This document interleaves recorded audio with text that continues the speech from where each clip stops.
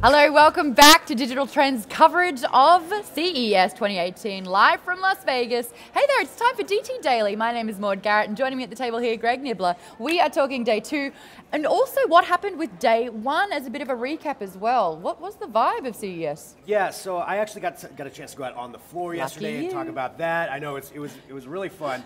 It's one of those things where you go out there and you really get an idea of what the chaos is and what's going on. But just gathering from talking to people, getting an idea of what everybody was talking about, there were a couple of main things that I noticed. And again, we are live on Facebook and YouTube too, so I am really curious to see what other people are interested in. What were your favorite things from day 1? What are you interested in hearing about for day 2?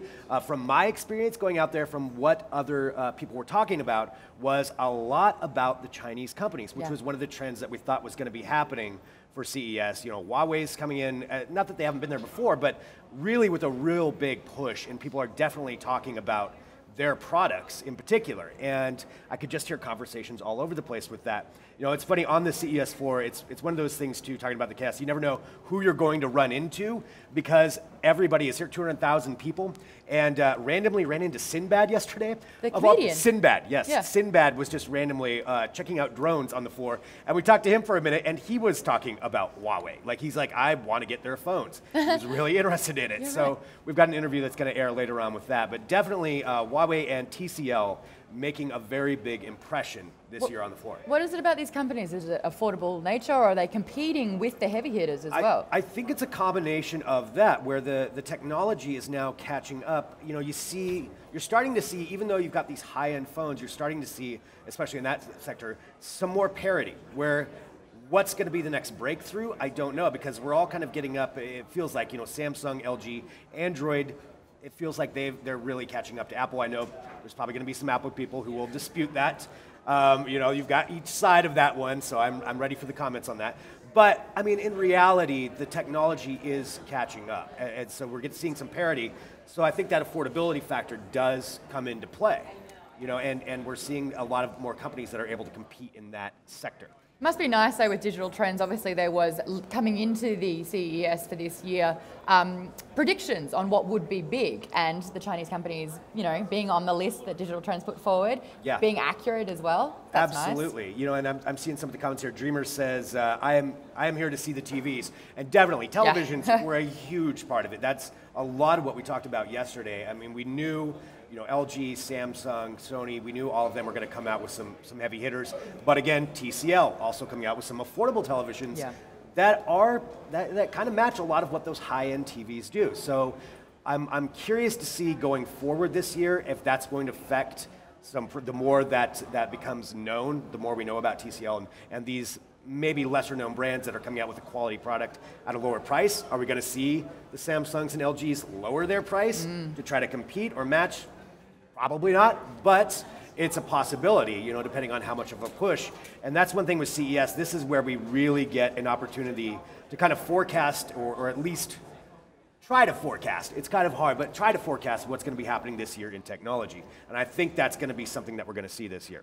A lot of questions coming in. We are live on Facebook and YouTube. So hello, a lot of people tuning in. Oh my gosh. Oh my gosh. Oh my gosh. We got woe to go and oh my gosh. That's actually totally not an Australian thing. That was just me combining words. But we've got people tuning in. I think it is from Finland and Ireland, possibly India as well. But we've got a question here from Bob Prowl. What is the most awesome product run by Alexa at the show? Have you seen a lot of Alexa? Because voice command and voice assistance is huge. Yeah, it really is big.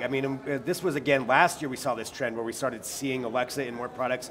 Now, I feel like it's going to be in every product. No matter what you buy at some point in the next few years, it's going to have some kind of voice assistant in it. And Alexa is in so many products, it's hard to even say what the coolest one is. One that I thought was kind of interesting, and this isn't a grandiose project. Obviously they're in televisions and everything like that. But I found this product at Showstoppers, which is the smaller show that we were talking about before, where you get to see inventors with their products, and some other products that have been around, but kind of refined in a smaller space. And there was one that was it was a smoke alarm, it was a carbon monoxide detector, and it was a speaker, all wrapped into one with Alexa. So it was Alexa enabled. So it was kind of interesting at first. I'm like, how do you even make this work? But I guess the speaker mounts on the wall, controlled by Alexa. You can test your smoke alarm, your carbon monoxide detector, and it uses the wall to project the sound. I thought that was kind of an interesting use of it, you know, and throwing in the Alexa enabled part of it too. Yeah, it's different, but I kind of want it. So it's one of those smaller products. We're gonna have like fridges that are televisions soon, so you shut the door and there's. Yes, absolutely. And then you'll say, Alexa, feed me, I'm hungry, and then Yep, and then somebody will just show up and feed you. That's the dream, isn't it? Just shoots food out of the fridge while you're watching television. One can dream. Alexa, pizza. I've also got another one from Dan Baker. Are there any exciting changes at CES that Greg is particularly hyped about? Because you actually went to CES for the first time 10 years ago, and I love hearing about the difference and the growth of CES over the years. I mean, definitely, as far as that, the difference, all the booths are way more elaborate now. I mean, the displays, and since there's so many companies here to try to get people to go into those booths, and we've got a lot of this coverage at digitaltrends.com/CES. You can see some of the pictures of the booths. I mean, they are elaborate. I know, I feel like there's a competitive nature as well, because some of the things and some of the setups that they have are truly ambitious. Yeah, I mean, I have no idea what some of these would cost, but it is very impressive. Well, we saw it the day that the showroom floor opened, and there were cranes inside the building trying to put things together at the 11th hour, which is, you know, absolutely. I mean, and I want to get back to the home assistants here just a little bit, but just to talk about what I'm looking forward to as far as some of the differences.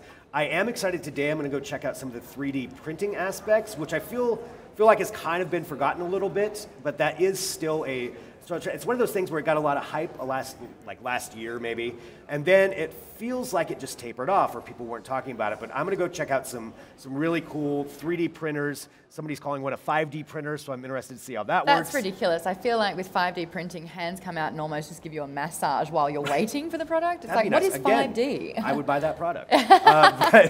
But also... Just giving out all the best ideas right You here. are, yeah. Hashtag trademark right now. But there's also one I'm going to check out that's a 3D scanner, which in theory, this is what they said, is that they can scan live objects, and they're going to scan me, apparently, in 12 seconds and instantly turn me into a cartoon on the screen. Kind of cool. We'll see if it happens, but I'm going to be checking that out later on today. Cartoon Greg Cartoon in 12 seconds as well. 12 seconds is what they're saying. We've had a lot of talk about voice assistants as well. I know that Samsung's 2018 goal is to really build up their ecosystem in a way where you have Samsung products all throughout the house and loyalty pays off, and using the voice command and assistants to direct all the technology in your house under the one umbrella. What do you think about the ecosystems? Because I know that that's like the game plan for a lot of companies, but being a consumer, it sounds like loyalty is the only way to go for it to be fully effective. Yeah, it is going to be interesting how this shakes out. I mean, this is one of those things where I think a couple years from now, we're going to look back at this was when the big battles happened for who's going to get the dominance in that, or how that's all going to work. You know, obviously Samsung wants to make Bixby work. I'm sure there's comments about Bixby as far as whether that's being used or not, but definitely when it comes down to it, you know, Alexa, Amazon's Alexa, and Google Home seem to be the really big competitors. And Google Home, Google in particular, has come out swinging at Alexa, at Amazon, with their own devices to rival the Echo and the Echo Show, particularly with the video screens. And I think it's going to be interesting to see who shakes out. Alexa and Amazon definitely have really made a solid effort to get themselves in all products early and get early adoption. But this is Google we're talking about. I mean, they are everywhere as well. And if anybody has the power to compete against it, definitely I think Google is the one. Google, yeah. It's funny, like seeing the course of Google's history, some things taking off big time. I mean, like Gmail was huge in the everyday person's life, but then things like, was it the Google social media that they tried to do? Google Plus? Yes, Google Plus. And Google Glass. You know, some of these things are very, very hit and miss. I feel like Amazon's just really paving the way. They were like, you know what, we want shopping on demand, absolutely great. And then we're also going to expand into content, and we're going to provide a streaming service as well. I don't think it's a coincidence that, is it the richest person in the world right now is the Amazon CEO? Yes, just officially richest person ever. Is Jeff Bezos. Because I just actually in the history of the world. All the money in the world is about that with John Paul Getty. Oh, yes. Yeah, so he was the richest man in the world ever, and now that's the Amazon it's CEO? Jeff Bezos. I think $105 billion is what they estimated that he's worth. So. That's a lot of money. Yeah. That's a lot of money. It's a bit of money. So Amazon's doing pretty well. They're doing all right, it turns out, yeah. I also read a joke that Amazon was going to be the president in maybe 2024. Just Amazon as Just a whole. Amazon, yes. Yeah, that will be what's Bounty running the or Overlord country. Amazon. Could be. We'll see. If Alexa wins, Alexa will be our president. I am excited though, 4 o'clock this afternoon, we will be talking about Google stuff from someone at Google as well. So put that in the diaries, 4 o'clock there.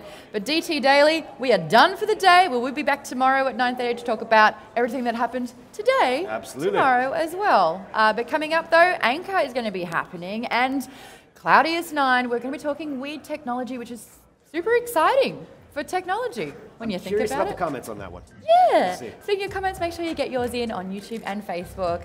We'll be back very, very shortly.